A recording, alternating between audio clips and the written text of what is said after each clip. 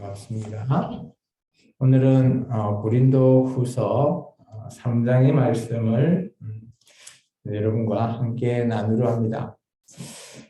이 당시 바울이 고린도후서 1장과 2장을 통해서 여러 가지 사건들, 그리고 고린도 교회를 보냈던 디도와의 만남, 이런 것들을 생각해서 바울이 많이 근심을 하고 있었죠.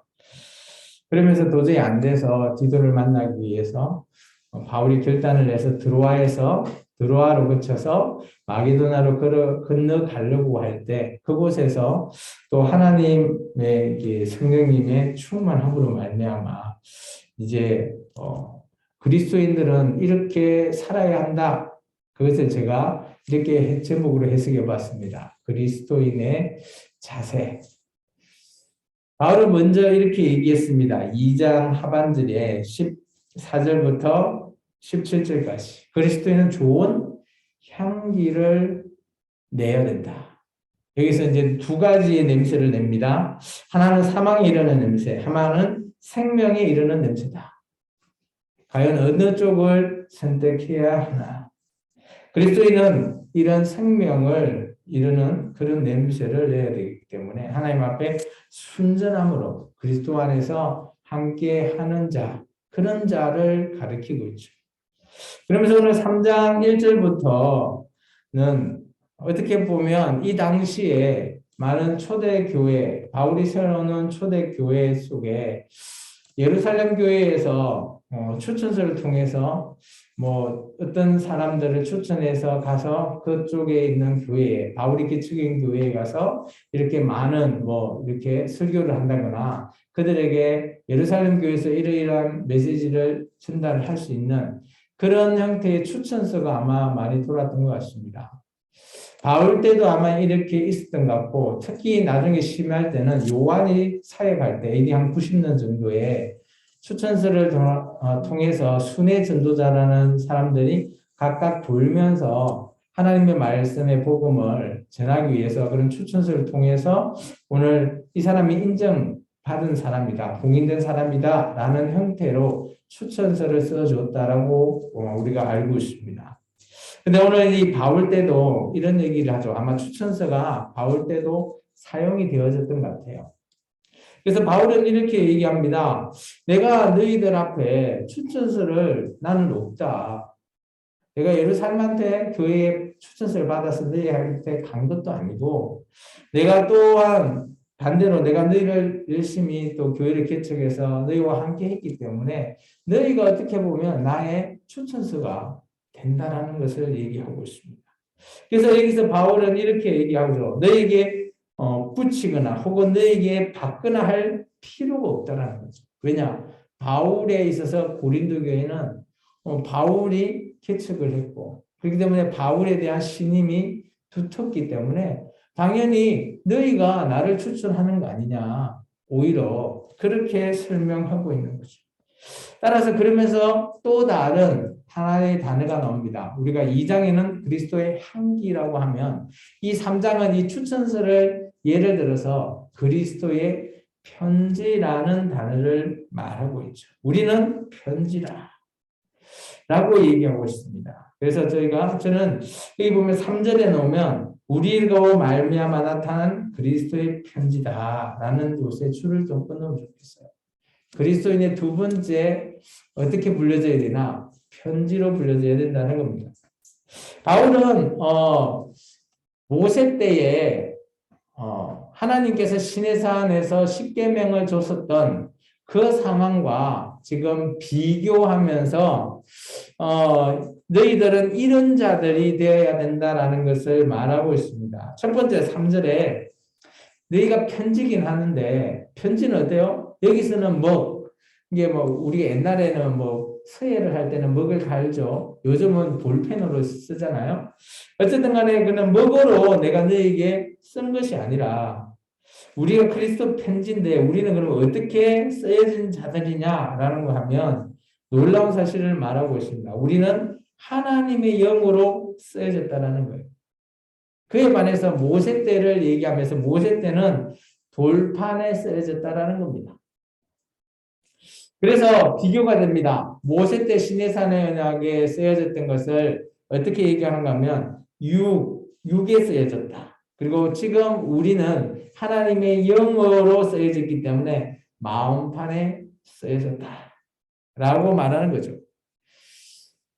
그래서 이제 그것을 조금 비교해서 설명하는 것이 우리가 4절부터 11절까지를 이렇게 설명하면서 좀 더 우리가 그리스도 편지로서 어떻게 자격을 가져야 하나라는 것을 바울이 설명하고 있죠.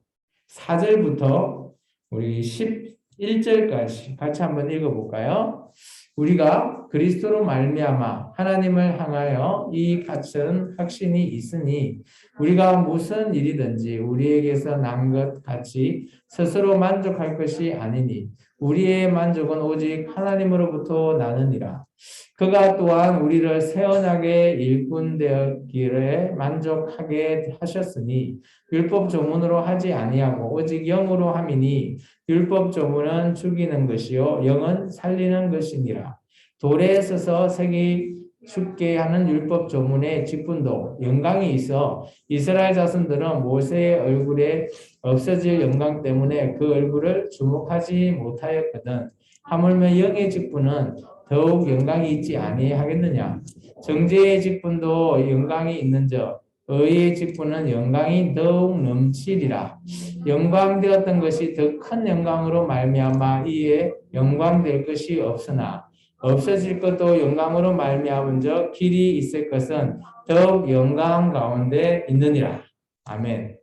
이제 두 개가 계속 비교가 되죠. 첫 번째 뭐, 두 번째 하나님의 영. 3절에 얘기하고 있고요. 그리고 돌판, 그리고 하나님의 마음판. 그리고 6절에 보시면 이렇게 설명하고 있습니다. 여기서 이제 새 언약이라는 표현, 이게 예수님과 우리의 언약을 새 언약이라고 모세가 받았던 언약을 옛 언약이라고 비교를 한다면 그 옛 언약은 어때요? 율법 조문, 하나님의 돌판에 쓰여진 그 율법의 조문에 의해서 쓰여졌고, 그리고 우리는 하나님의 영으로 쓰여졌다라는 거예요. 그런데 놀라운 것은 율법 조문에 쓰여진 것은 죽이는 것이에요. 그렇다면 율법을 잘 지키면 구원받을 수 있다라는 구원의 문제를 들었을 때 율법 조문은 살아있을 때 우리를 선하게 하는 그런 우리에게 길을 인도해 주는 것이지 구원의 문제는 아니라는 겁니다. 이에 반해서 영은 어때요? 살리는 겁니다. 그래서 예수 그리스도를 말미암아 오늘 우리를 살리신 분이 바로 예수님이라는 것을 바울이 비교해서 설명하고 있는 거죠. 그리고 계속해서 7절에 보시면 돌에 써서 새긴 거죠. 이거는 모세 때 새긴 거고, 그럼 뭐 오늘날 우리는 어떠냐? 성도의 마음판에 새겨야 된다는 거예요. 하나님께서는 돌판에 서서 십계명을 주셨는데 오늘 우리는 그 돌판이 아니라 우리의 마음판에 그런 정신을 가지고 우리가 이 땅에서 살아가야 된다는 걸 비교하고 있고요. 그리고 9절에 한번 보시면 정죄의 직분과 의의 직분이라는 단어가 나와요. 그렇다면 앞에 있는 정죄의 직분은 뭐예요? 모세 때에 받았던 그 직분, 율법을 가리키는 거죠. 그리고 뒤에 나오는 의의 직분은 지금 예수 그리스도로 말미암아 받은 새 언약, 우리의 직분을 얘기합니다. 근데 놀라운 거는 정죄의 직분, 율법을 지키는 그때도 하나님께서 영광이 있었대요. 당연히 있죠. 하나님께서 이스라엘 민족과 언약에서 하나님이 항상 함께 하셨습니다. 그런 말미암아 정죄의 직분도 어때요? 하나님의 영광이 있는데 의의 직분은 더 큰 영광이 있을 거라는 겁니다. 그러면서 10절에 보면 영광이 되었던 것은 모세 때 줬던 것, 시내산 언약의 두 돌판, 그리고 더 큰 영광이죠. 이게 예수 그리스도를 말미암은 새 언약. 이렇게 구분을 해서 읽으셔야지 오해가 없을 겁니다. 그러다 보니까 11절에 보면 없어질 것, 이게 율법이잖아요. 없어질 것도 영광으로 말미암은 거잖아요. 이게 율법을 지키도 구원과는 구원하고는 상관이 없는데 이 땅에서 하나님의 뜻대로 살아가는 것, 그런 것도 하나님의 영광을 드러낼 수 있는 것이다. 그런데 저 길이 있을 것 있잖아요. 비교하고 있죠. 길이 있을 것이 어때요? 현재 예수 그리스도와 새 언약 맺은 우리가 어때요? 함께 길이 더욱 영광 가운데 있다라는 겁니다. 어떻게 보면 3절에서부터 11절을 그냥 문자대로 읽으면 이게 뭐야? 라고 하는데 두 개를 비교해서 생각해서 읽어보면 명확하다라는 거예요. 구약시대의 모세를 통한 하나님이 돌판에 새겨준 그 율법의 조문과 예수 그리스도와 오늘 교회가 맺은 새 언약의 관계 두 개를 비교하는 겁니다. 바울이. 그런 말미암아 구약도 어떻게 보면 하나님이 영광스러웠는데 그렇다면 예수 그리스도를 말미암아 구원의 길에 이르는 우리는 어때요? 오죽 더 크지 않겠느냐라는 것이 바울의 해석이라는 겁니다. 그러면 그리스도인이 아까 편지 얘기했잖아요. 편지로서 이런 우리가 예수 그리스도로 말미암아 편지가 되어야 된다는 거죠. 2장에서는 그리스도의 향기로 살리는 향기가 되어라. 3절에서는 이러이러한 예수 그리스도로 말미암아 이런 영으로 영의 그 영광으로 말미암아 직분, 의의 직분으로 말미암아 오늘 그리스도의 편지가 되어라 라는 것을 말하고 있습니다. 이게 어떻게 보면 그리스도인들이 현재 살아갈 때, 이 땅을 살아갈 때의 자세라고 저는 보여집니다.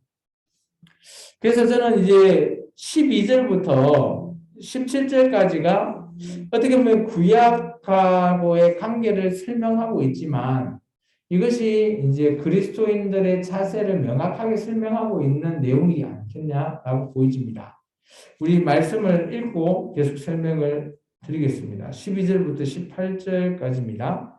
우리가 이 같은 소망이 있으므로 담대히 말하노니 우리는 모세가 이스라엘 자손들에게 장차 없어질 것에 결국 주목하지 못하게 하려고 수건을 그 얼굴에 쓴 것 같이 아니하노라.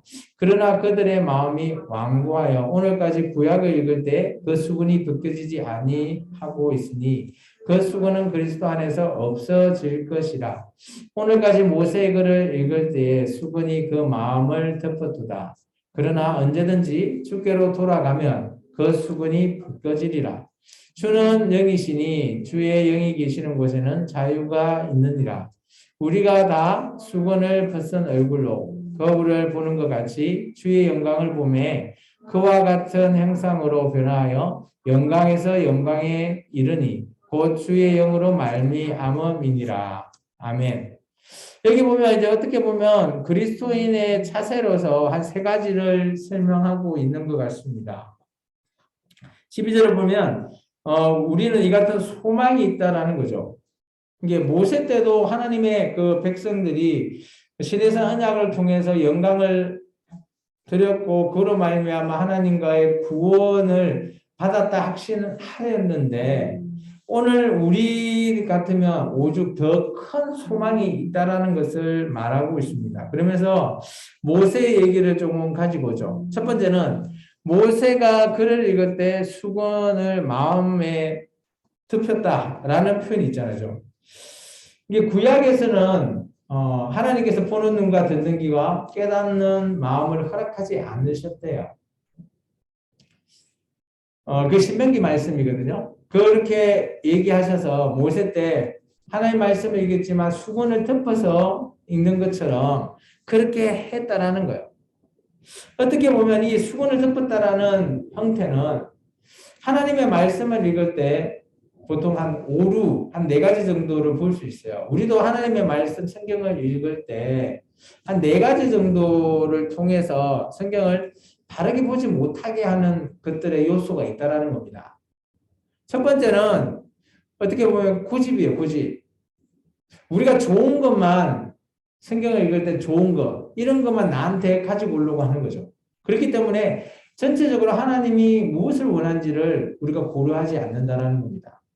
두 번째는 그죠 편견이에요.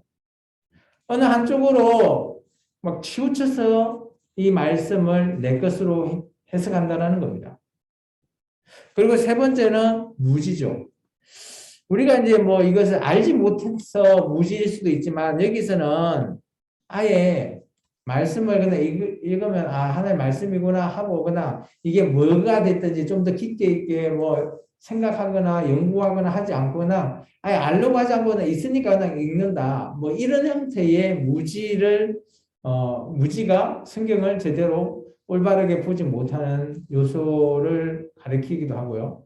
마지막으로는 오해죠. 이게 가장 크다고 봅니다. 성경을 잘못 읽는 겁니다. 오해하는 거죠.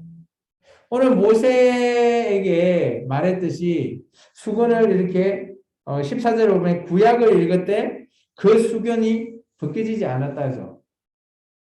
그 말은 지금 이스라엘 민족이 하나님의 말씀을 읽기는 읽지만 수건이 덮어진 상태라는 거예요.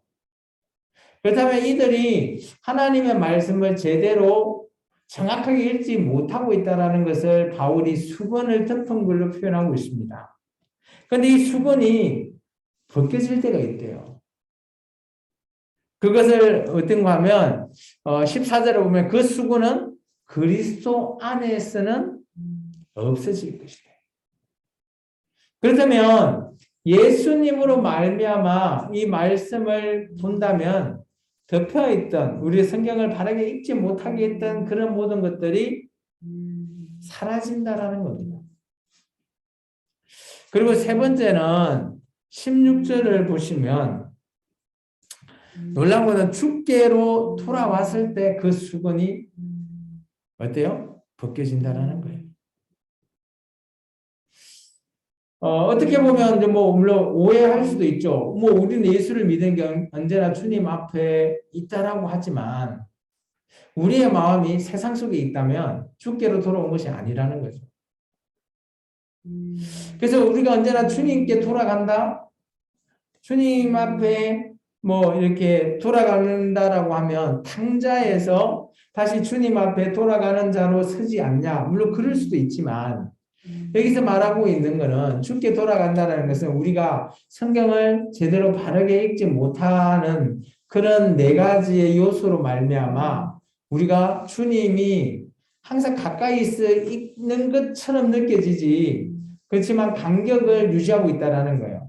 이 수건을 벗겨야지만 주님과 더 가까워지는데 그 수건으로 말미암아 아까 네 가지 요인으로 말미암아 주님과 더 가까워질 수 없게끔 거리를 두게 하는 그런 관계에 놓였다라고 바울은 말하고 있습니다.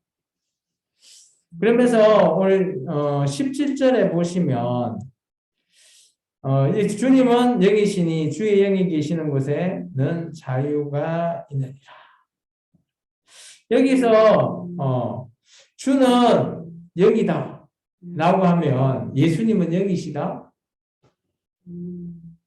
어떻게 보면 이게 이단들이 잘 쓰는 그런 이 말을 오해하면 그렇게 되는 겁니다. 예수님은 육체를 가지고 않고 영적인 분이시다 라고 오해를 해버리면 뭐 이렇게 오해할 수 있는 거죠. 근데 여기서 말하는 주라는 것은 하나님을 가리키고요. 영이라는 것은 좀 전에 얘기했던 예수님과 맺었던 언약, 새 언약으로 해석을 해보면 주님의 영이 계신 게 주님과 예수님과 우리가 맺은 그 언약으로 말미암아 우리는 자유를 얻을 수 있다라는 거예요. 이게 이 해석을 오해할 수도 있게끔 본문은 이렇게 표현하고 있는 것 같습니다. 그래서 이런 부분은 해석을 정말 제대로 잘 해야 될 필요는 있다라고 보여집니다. 그러면서 이게 수건을 우리가 항상 듣고 있는 존재가 아니라 우리가 예수님으로 말미암아 벗겨서 예수님과 함께하는 그런 우리가 실천이 필요하다라는 것을 마지막 이 18절에 바울이 설명하고 있죠. 첫 번째, 바울은 다 수건에 벗은 얼굴로 거울을 보는 것과 같이 어때요? 하나님의 영광을 봐야 된다는 거예요. 주님의 영광을 봐야 된다. 이게 아까 얘기했지만 우리의 편견, 오해, 뭐 고집, 교만으로 말미암아 주님을 내 생각대로만 보면 안 된다라는 걸 말하고 있고요. 두 번째는 예수님의 형상으로 변화한다라는 거예요. 이것은 이제 나중에 어떻게 보면 이 형상이라는 것은 예수님을 가리키는 거예요. 주의 영광을 보며 그의 형상으로 변화한다. 나중에 우리가 둘째 부활 참여할 때 우리가 변화된다고 합니다. 고린도 후서에는가요? 그죠? 전서에 나오죠. 우리가 변화돼서 주님의 그 부활의 둘째 부활에 참여한다고 하잖아요. 변화되는. 그 형상이 어떤 모습인가 하면 오늘 고린도 후서의 말씀으로 보면 어때요? 주님의 형상으로 바뀐다는 거죠. 물론 뭐 생김새는 다르겠지만 우리의 형상은 주님의 형상으로 바뀌어서 부활하지 않겠나. 그래서 이 땅에서도 우리가 그리스도인으로서 주님의 형상으로 변화된 자로 살아야 된다라는 것을 바울이 말하는 것 같습니다. 세 번째는 영광에서 영광에 이른다. 바울이 말하고 있는 진정한 영광은 바로 예수 그리스도다라고 바울은 말하고 있죠. 그래서 영광에서 영광이다라는 것은 우리가 예수님으로 말미암아 우리가 영광을 참여하고 누릴 수 있는 자가 된다라는 것을 말하고 있습니다. 마지막은 주의 영으로 말미암다. 여기서 영이라고 하는 것은 성령님이 가르친다라고 보시면 되는 거예요. 그래서 오늘날 교회는 성령님이 함께 하시는 그런 교회죠. 예수님께서 성령님을 우리에게 주셨다라고 사도행전에 얘기하고 있죠. 기다려라 라고 했을 때 그때 받았던 그 영이 지금 오늘날 우리에게도 함께하고 계시는 그 영이지 않겠냐라고 보여집니다. 좀 전에 영광에서 영광이라는 건 어떻게 보면 또 다른 차원에서 설명을 해보면 구약의 영광, 율법 조문의 영광이 오늘날 새 언약의 그 영광으로 이렇게 해석도 가능하다는 겁니다. 그 바울은 이 모세의 언약에 맺었던 그 상황과 오늘 우리가 예수님으로 말미암아 언약을 맺었던 우리들, 그래서 우리는 그리스도의 편지로서 이런 역할을 하는 언약에 오늘 어떻게 보면 일꾼으로서의 자격을 갖춰야 한다? 그런 형태로 아마 우리에게 말하고 있는 것처럼 들려집니다. 그래서 오늘 저와 여러분도 마찬가지. 그리스도의 일꾼으로서 이런 자격을 우리가 갖춰야 되지 않겠냐. 그리고 이런 수건을 덮어서 뭐 내 마음대로 인식하는 것이 아니라 수건이 벗겨진 상태에서 예수님을 바라보며 정말 거기에 참여할 수 있는 저와 여러분이 되기를 주의 이름으로 축원합니다. 이제 말씀을 한번 정리를 한번 해볼까요? 첫 번째는 바울의 사도권에 대한 바울의 입장을 말하고 있죠. 여기서 사도권이라고 하는 것은 아까 추천서 같은 것을 얘기합니다. 그게 이제 추천서를 받았냐 안 받았냐 아마 이런 말을 뭐 누군가가 했을 것 같은데 바울은 나는 추천서 안 받았다. 그렇지만 너희가 나의 추천서가 아니냐라고 말하면서 나 당연히 사도 맞다라는 것을 얘기하고 있고요. 두 번째는 새 언약의 일꾼의 자격으로 우리가 영광에 참여하자. 이게 우리가 예수님과 맺은 그 언약을 말하는 거죠. 마지막 세 번째는 그리스도인의 자세로서 영광에 돌리잖아요. 여기서 말하는 영광은 쉽게 말해서 언약, 새 언약으로 말미암아 하나님 앞에 모든 것들을 드릴 수 있는 그런 자세, 자격, 그런 것을 우리가 생각해 보면 될 것 같습니다. 그래서 바울은 그리스도의 편지로서 우리가 어떤 자격을 가지고 어떻게 해야 되는지를 아마 3장에서 말하고 있는 것 같습니다. 4장에서는 또 다른 비유를 가지고 와서 그리스도인의 자세를 계속해서 말하고 있습니다. 4장은 다음 주이 시간에 우리가 읽어보도록 하겠습니다. 기도하겠습니다. 주님 감사합니다. 오늘도 주님